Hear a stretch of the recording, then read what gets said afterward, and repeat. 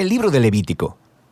Es el tercer libro de la Biblia y se desarrolla justo después de la liberación de los israelitas de su esclavitud, cuando Dios los llevó al pie del monte Sinaí y los invitó a una relación de pacto. Ahora, ellos rápidamente se habían rebelado y quebrantado ese pacto, y Dios quería que su gloriosa presencia viniera y viviera justo en medio de Israel mediante su tabernáculo. Pero el pecado de Israel ha dañado la relación. Así que al final del libro anterior, Éxodo, Moisés, como representante de Israel, no podía siquiera entrar a la presencia de Dios en la tienda. El libro de Levítico inicia recordándonos este problema fundamental. Dice, el Señor llamó a Moisés desde la tienda. Así que la pregunta es, ¿cómo puede Israel en su condición de pecado y egoísmo ser reconciliado con este Dios santo? De eso se trata este libro, sobre cómo Dios, en su gracia, está proveyendo un camino para que un pueblo pecaminoso y corrupto pueda vivir en su santa presencia. Ahora, detengámonos un momento y exploremos esta importante idea de que Dios es santo. Este concepto es fundamental para entender este libro. La palabra santo significa estar apartado o ser único. Y en la Biblia, Dios está apartado de todas las cosas por su rol único, como creador de todo, como el autor de la vida misma. Así que si Dios es santo, entonces el espacio alrededor de Dios también es santo. Está lleno de su bondad, vida, pureza y justicia.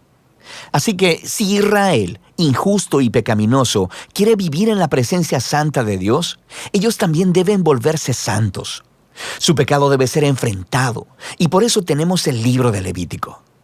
Ahora, el libro tiene un diseño asombrosamente simétrico. Explora las tres maneras principales en que Dios ayuda a Israel para que pueda vivir en su presencia.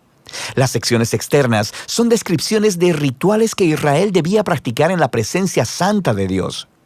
Las siguientes secciones internas se enfocan en el rol de los sacerdotes de Israel como mediadores entre Dios e Israel. Y dentro de eso hay dos secciones que se enfocan en la pureza de Israel. Y luego, justo en el centro del libro, hay un ritual clave, el Día de la Expiación, el cual provee unidad a todo el libro. El libro concluye con una breve sección donde Moisés llama a Israel a ser fiel a este pacto. Vamos a profundizar en el contenido del libro. La primera sección explora los 5 tipos principales de sacrificios rituales que Israel debía llevar a cabo. 2 de ellos eran maneras de cómo un israelita podía dar las gracias a Dios al ofrecerle de vuelta un obsequio simbólico de lo que Él le había dado primero. Los otros 3 sacrificios eran diferentes maneras de pedirle perdón a Dios. Así que aquí el israelita ofrecería la sangre de un animal mientras confiesa que su pecado ha aumentado el mal y la muerte en el mundo bueno de Dios. Pero Dios, en lugar de destruir a esta persona, por supuesto que quiere perdonarla. Así que el animal muere simbólicamente en su lugar y hace expiación, lo que significa que cubre su pecado. De manera que a través de estos rituales, los israelitas eran constantemente recordados de la gracia de Dios, pero también de su justicia y de la seriedad de su propia maldad y las consecuencias. El segundo grupo de rituales establecen las 7 fiestas anuales de Israel, y cada una de ellas cuenta una parte diferente de la historia sobre la manera en que Dios los redimió de la esclavitud en Egipto y los llevó a través del desierto hacia la tierra prometida. Y al celebrar estas fiestas de manera regular, Israel recordaría quién era y quién era Dios para ellos. Ahora, la sección sobre los sacerdotes de Israel. Aquí tienes a Aarón y a sus hijos, consagrados para entrar a la presencia de Dios en representación de Israel. Y luego, en esta sección correspondiente, encontramos los requisitos para ser sacerdotes. Los sacerdotes eran llamados a tener el nivel más alto de integridad moral y de santidad ritual, porque ellos representaban al pueblo delante de Dios, pero también representaban a Dios delante del pueblo.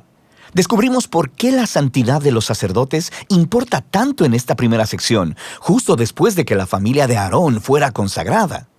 2 de sus hijos entran como si nada a la presencia de Dios y flagrantemente violan las reglas. Así que son aniquilados al instante por la santidad de Dios. Es un inquietante recordatorio de la paradoja de vivir en la presencia de un Dios santo, porque Él es pura bondad, pero se vuelve peligrosa para aquellos que se rebelan e insultan su santidad. Así que es importante que los sacerdotes de Israel sean santos y también que todo el pueblo de Israel se santifique. Sobre esto es que tratan las siguientes secciones internas. Los capítulos del 11 al 15 tratan de la pureza ritual requerida de todos los israelitas, y los capítulos del 18 al 20 tratan de la pureza moral del pueblo. Estos conceptos son lo que está por debajo de todo este lenguaje sobre pureza e impureza. Debido a que Dios es santo y apartado, los israelitas deben estar en santidad cuando entran a su presencia. Esto se conocía como estar limpio o puro. La presencia de Dios estaba excluida para todo aquel que no estuviera en una condición de santidad. No estar en santidad se le conocía como estar inmundo o impuro. Ahora, un israelita podía volverse impuro de unas cuantas maneras. Por ejemplo, al tener contacto con fluidos corporales reproductivos, al tener una enfermedad de la piel, al tocar moho u hongos o al tocar un cadáver. Para los israelitas, todos estos elementos estaban asociados con la mortalidad, con la pérdida de vida, lo que nos lleva al simbolismo central de estas instrucciones. Te vuelves impuro cuando te contaminas al tocar la muerte, por así decirlo. Y la muerte es lo opuesto a la santidad de Dios, porque Dios, en esencia, es vida. Esto es clave. Simplemente ser impuro no era pecaminoso o malo. Tocar esta clase de cosas era algo normal de la vida diaria, y la impureza era un estado temporal. Duraba 1 o 2 semanas y luego se eliminaba.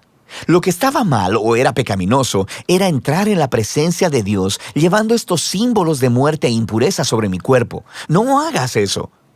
Ahora, la última forma de volverte impuro era al comer ciertos animales, y las leyes de comida kosher se encuentran justo aquí en esta sección. Han existido muchas teorías sobre por qué ciertos animales se consideraban impuros y prohibidos, para promover la higiene o para evitar tabús culturales. El texto simplemente no es explícito, pero la idea básica de todos estos capítulos es muy clara. Todos funcionan juntos como un grupo de símbolos culturales que le recuerdan a Israel que la santidad de Dios debe abarcar todas las áreas de sus vidas. La sección correspondiente de aquí en adelante trata de la pureza moral de Israel. Los israelitas eran llamados a vivir en forma diferente a los cananeos. Debían cuidar del pobre en lugar de ignorarlo. Debían tener un alto nivel de integridad sexual y debían promover la justicia a través de toda su tierra. Ahora, aquí en el centro del libro nos encontramos con una larga descripción de una de las fiestas anuales de Israel, el Día de la Expiación. Probablemente, no todo pecado y rebelión de los israelitas sería cubierto a través de los sacrificios individuales. Así que una vez al año, el sumo sacerdote tomaría 2 machos cabríos. Uno de ellos sería ofrenda de purificación para expiar los pecados del pueblo, y el otro se llamaba el macho cabrío expiatorio. El sacerdote confesaría los pecados de Israel y simbólicamente pondría su mano sobre este macho cabrío y luego sería enviado al desierto. De nuevo, esta es una imagen muy poderosa del deseo de Dios de que el pecado y sus consecuencias fueran quitados de entre su pueblo, de modo que Dios pueda vivir en paz con ellos. El libro concluye con Moisés llamando a Israel a ser fiel a todos los términos del pacto, y él describe las bendiciones de paz y abundancia que vendrán como resultado de Israel obedecer todas estas leyes. Él también les advierte que si son infieles y deshonran la santidad de Dios, resultará en desastre y eventualmente en exilio de la tierra prometida a Abraham. Ahora, si quieres ver cómo Levítico encaja con la gran narrativa, es útil mirar la primera oración del siguiente libro de la Biblia, Números. Comienza diciendo que Dios le habló a Moisés en la tienda. Así que podemos ver que Moisés ahora es capaz de entrar a la presencia de Dios en nombre de Israel. El libro de Levítico funcionó. Así que a pesar del fracaso de Israel, Dios proveyó una manera para que sus pecados fueran cubiertos, para que Dios pudiera vivir en paz en medio de personas pecadoras. Y de eso se trata el libro de Levítico.